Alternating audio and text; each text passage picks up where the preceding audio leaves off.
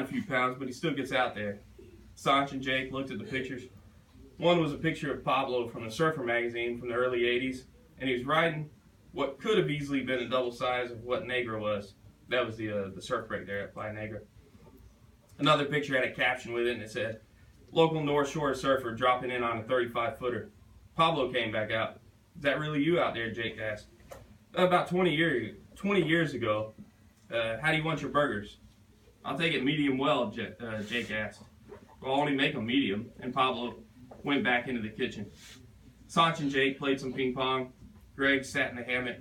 They knocked the ball around a few times, never really getting the volley started before Pablo came back out. "Hey, your food's served."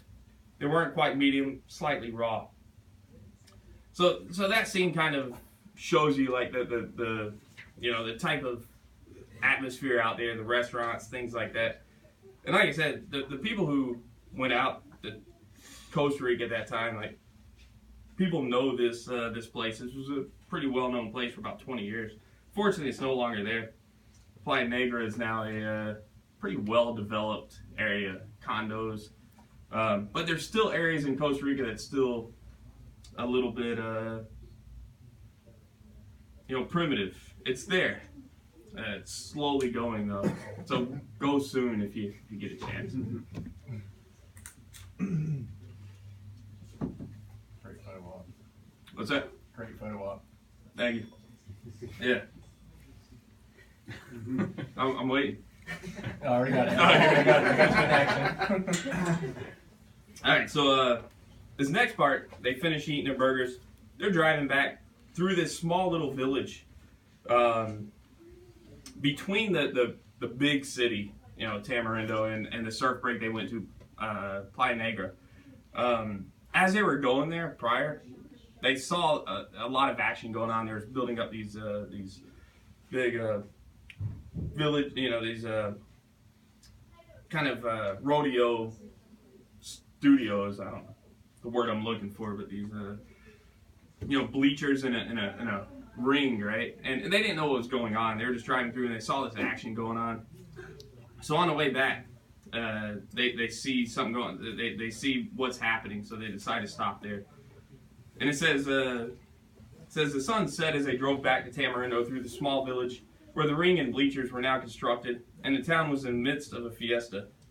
Villagers flocked around a makeshift arena and overflowed the seats. The little ones hung on the side of the stands, with just enough room to perch on one leg, just high enough to see over the crowd. "Where the hell did all these people come from?" Jake said. Greg pulled the car off the road. "Well, let's go see," Sanch said. 4 men at the base of the bleachers facing the center of the ring pounded a melodic up-tempo beat on the conga drums as a group of young girls in brightly ruffled dresses danced center ring. The crowd clapped along. The three Americans jostled for a better view, making their way to the edge of the ring.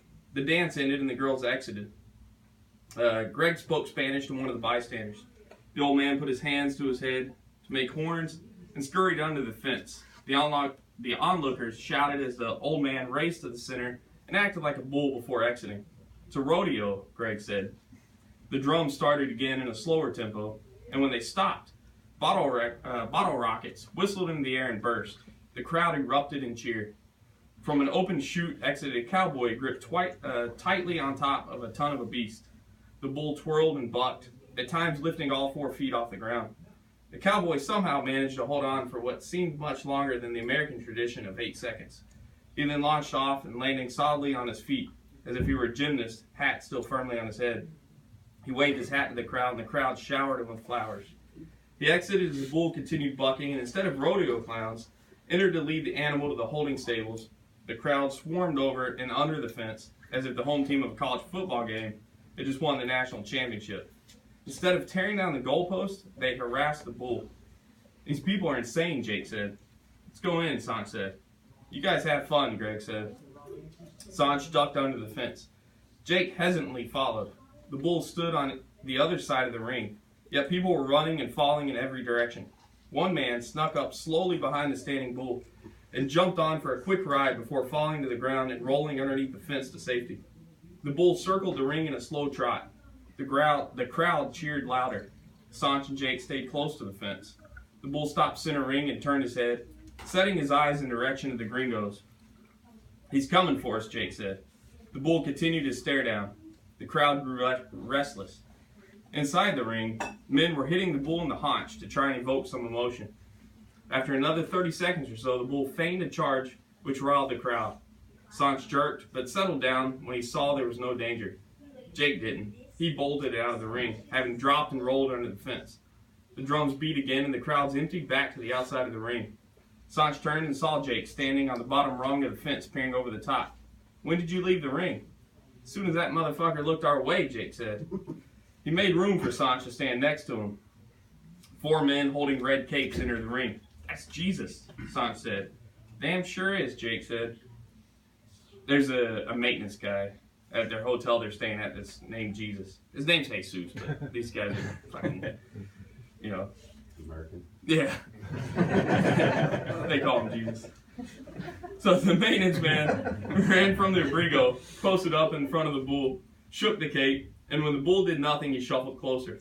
He shook the cape again, and the bull charged. Jesus twirled as the bull came within inches of him. The crowd cheered. The bull then went after another man who held a cape, and this continued for a few passes, and with every charge, the bull was closer to the holding stables until Jesus and the 3 caped men could surround the bull and lead him away as a docile, tired creature. "Jesus is a maniac," Sanch said, "and you bitched out just when the bull looked at you." "Did you see them horns?" Jake said. "I've had a chick's middle finger up my ass, and that's about as big as I want to take." "You let a chick finger your asshole?" "Snuggle deep, baby." This is when it gets like literary. Right? That's where I'm going highbrow on this thing. So Sanch shook his head and looked away. He then looked back at Jake, and he shook his head again, and Jake laughed. "Don't knock it." The next bull... I told you I laughed. Laughing on the trucks. Drink. Yeah. Alright. So the next bull bucked wilder than the first. And in a matter of seconds, the cowboy slammed his forehead into the back of the bull's head, and his lifeless body flew through the air. The crowd gasped. When the cowboy hit the ground, he was quick to his feet, and the crowd shouted with delight as he left the ring, waving his hat with one hand and holding a bloody gash with the other. The bull continued his rampage around the ring. But people weren't so quick to join in with this one. A few brave men ran out, and the bull gave chase, allowing for a few more men to enter. As the bull wore down, more people entered, including Sanch and Jake. Sanch and Jake made their way to Jesus. He was pleased to see them and gave them both hugs. They could also smell the liquor on his breath. "You're crazy," Sanch said to Jesus. "Yes, yes," Jesus said. Sanch didn't think he understood. "You try." "What?" "You try." Jesus handed the cape to Sanch. "Yeah, you try," Jake said. Jesus slung the cape over Sanch's shoulder, and Jesus laughed. "Ole, ole," he said. "Just like the stove. Now he wants to laugh at us getting horned." "No, thank you." And Jake climbed out of the ring. The bull came around, and Jesus led Sanch by the arm as they walked alongside the bull. Jesus laid a hand on the bull and continued a tight grip on Sanch's elbow. In the best English he could, that he could put together, Jesus informed Sanch that a bull couldn't make sharp turns. "Come on, here, touch," Jesus said. He grabbed Sanch's hand and moved it onto the bull. The crowd cheered, and Sanch looked around. He pumped a fist in the air, and the crowd roared with delight. Jesus then smacked the bull hard, and the bull bucked. Sanch ran towards the fence, and the crowd laughed. Another Tigo came up behind the bull and grabbed him by the tail. The bull dragged him for a few feet before slowing. Jesus grabbed Sanch by the forearm again and replaced the cape over his shoulder. "No," Sanch said, trying to pull away, and Jesus laughed. "I'm sorry, I won't do it again." He led Sanch closer to the bull. "The tail," Jesus said. "Grab the tail." "No," Sanch said. See, it's okay." Jesus grabbed it and instructed Sanch to follow, and Sanch did, and the crowd cheered. Jesus slapped the bull again. The crowd laughed when the bull reared up as if it had been pricked with a pin and kicked his hind legs back, causing Sanch to fall backward unhurt. He looked up from the dusty ground, and Jesus motioned frankly for him to stay down.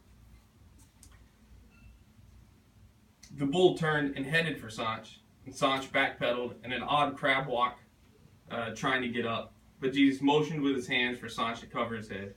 The crowd sucked in air as the bull closed in on him, and he balled up, tucked his knees into his chest, and covered his head with his arms. Yeah, so I'll end it there, where the bull is rearing down on Sanch, about to attack him.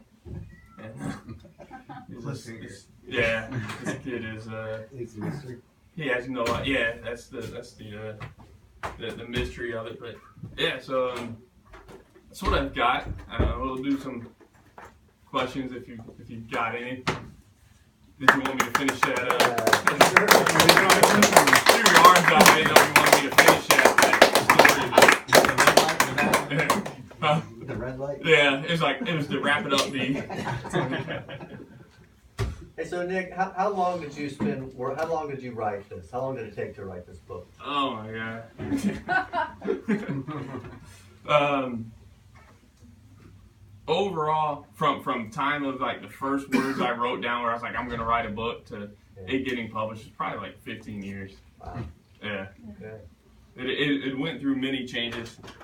Yeah, I visited Costa Rica when I was young, and it was an interesting adventure. So I thought that I was gonna just do a nonfiction book about it. But as I started writing, I realized that wasn't gonna work. There was no story there. So a lot of the stuff that happened in it was nonfiction, I think. But each scene was kind of embellished to finally tell a overarching story that didn't exist nonfiction wise. Yeah. Did you ride a bull? Did I ride a bull? Yeah. No, but I was in a bull ring in Costa Rica, and I will tell you that it's much. I went to the rodeos in Costa Rica, and I've been to Pamplona as well, and it's a much different environment.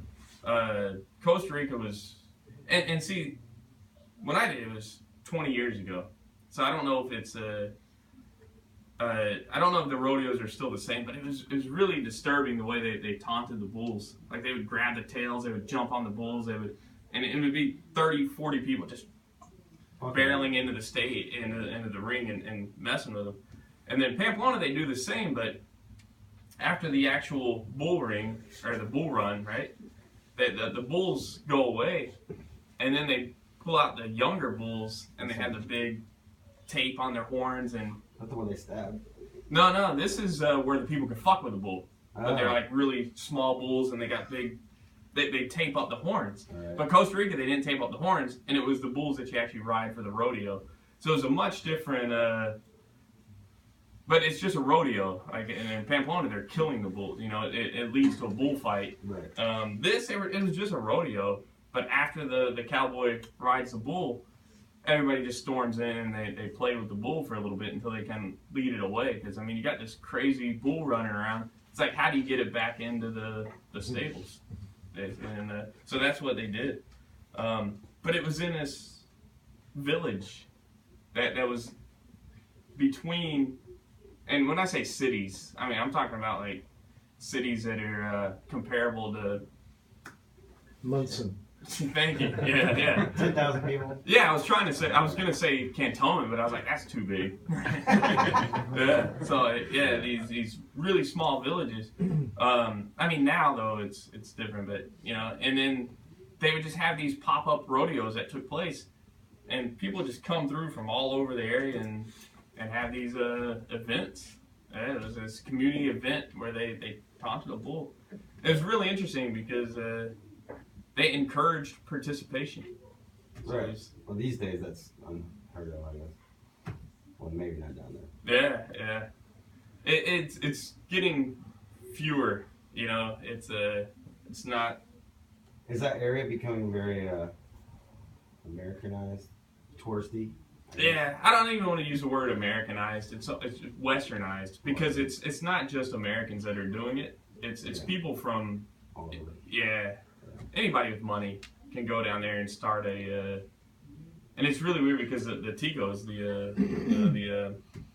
the natives there, they're still working for $1, $2 an hour, but all the most of the businesses are being run by expatriates, and yeah, it's a pretty popular trend, and it's one of those things that how do you